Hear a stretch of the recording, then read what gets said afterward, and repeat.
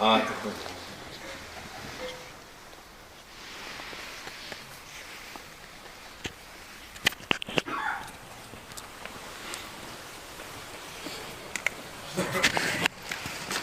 عليكم.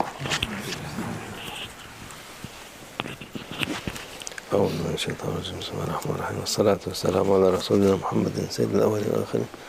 مدد يا رسول الله، مدد يا سادات أصحاب الرسول، مدد يا مشايخ دستور مولانا شيخ الله فاز أصلا شيخ محمد قال مدد طريقتنا الصحبة والخير في الجميع.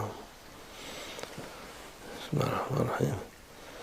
إن الله مع الذين اتقوا والذين هم محسنون. صدق الله العظيم. Allah Azze ve Celle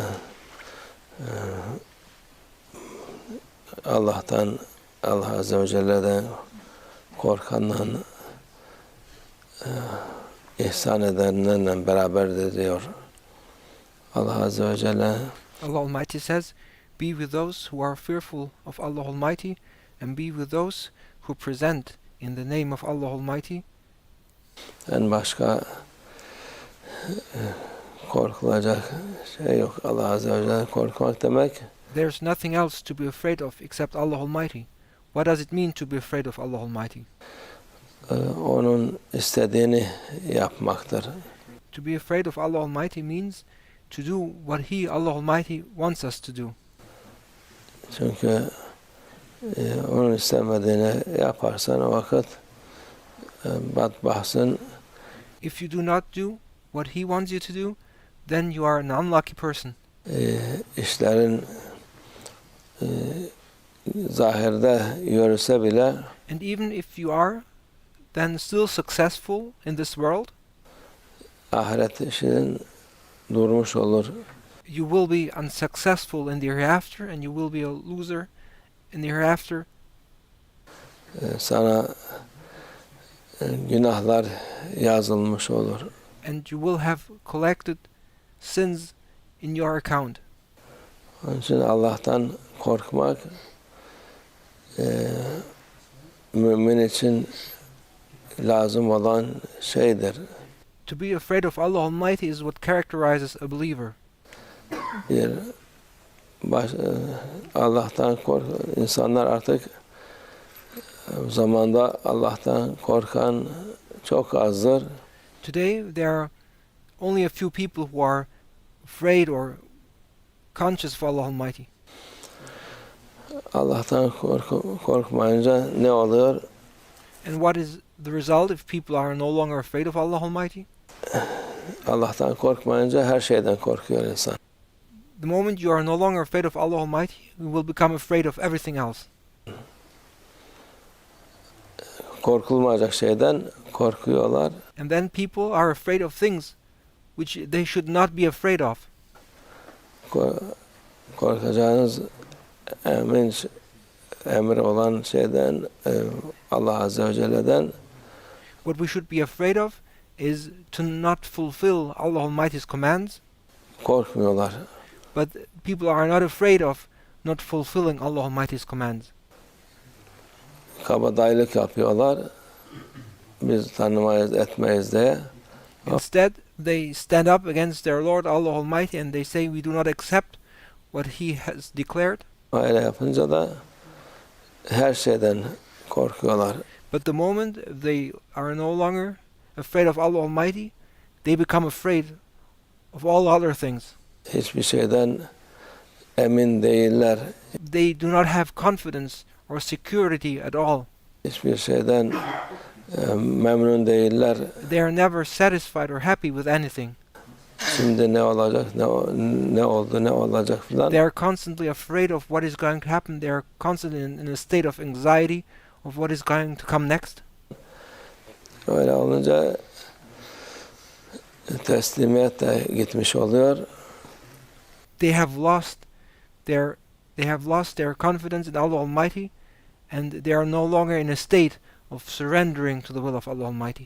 Hiçbir şey onları korkularından emin edemiyor, yani korkularından.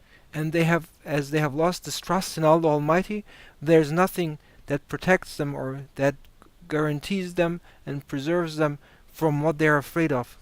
Kurtaramıyor. and they cannot be saved from what they are afraid of. Bu zamanın insanlarıdır çoğu insanın. And this is the state most people find themselves in today's time. Bu korkudan dolayı bazıları evden çıkmıyor, bazıları Because of this fear and of this anxiety, there are people who do not leave their houses. ne yapacağını şaşırmış. People do not know what to do. Halbuki çare Allah Azze ve Celle önlerine koymuş. But the remedy has been put right in front of them by Allah Almighty. Allah'tan korkun. The remedy is to be fearful of Allah Almighty. Allah'tan korkarsanız kimseden korkmazsınız. If you are afraid of Allah Almighty, then you will be not afraid of anything. Ne kimseden korkarsınız ne hiçbir şeyden korkarsınız. Bu bana böyle yapacak, bu benim işim olacak. But as they are not afraid of Allah Almighty, they are afraid of anything else. They are afraid of people. They are afraid of what people are going to do against them. They are afraid of how their business will develop. Bu ne gideceğim yer, okuyacağım imtihandır. They are afraid of the places they go to. They are afraid of the exams. Buydu filan. They are afraid of so many things. Onlardan hiçbir şeyden korkmazsınız ki Allah Azze ve Celle'nin istediği oluyor diye. But since they are not afraid of Allah Almighty, they do not have trust in Allah Almighty, and they have lost the confidence that everything happens through the will of Allah Almighty. Öteki türlü her şeyden daha evden dışarı adım atmadan korkmaya başlıyor. Evin They are afraid of even making a single step out of their houses. içinde korkuyor. They are afraid even within their houses. Her yürüdüğü adımda korkusu var. They are afraid of every single step they take. Onun için Allah'la beraber olun. Therefore, be with Allah Almighty.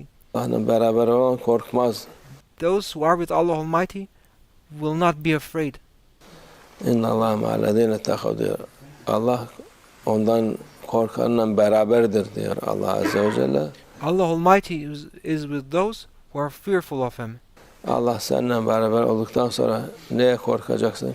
And if you are with Allah Almighty, and if Allah Almighty is with you, why should you be afraid of anything? Korkacak bir şey kalmıyor artık. There's nothing to be afraid of anymore. Allah bizi ondan korkanlardan eylesin ki May Allah Almighty make us become those who are fearful of Him. Bilelim, hata yapmayalım, kusur yap. So that we are in awareness and consciousness of Allah Almighty, so that we do not commit a mistake, so that we do not commit a sin or do something against Allah Almighty. Günah yapmayalım inşallah. May Allah Almighty protect us from coming up against Him and from committing sins. Allah tevfik. El Fatiha.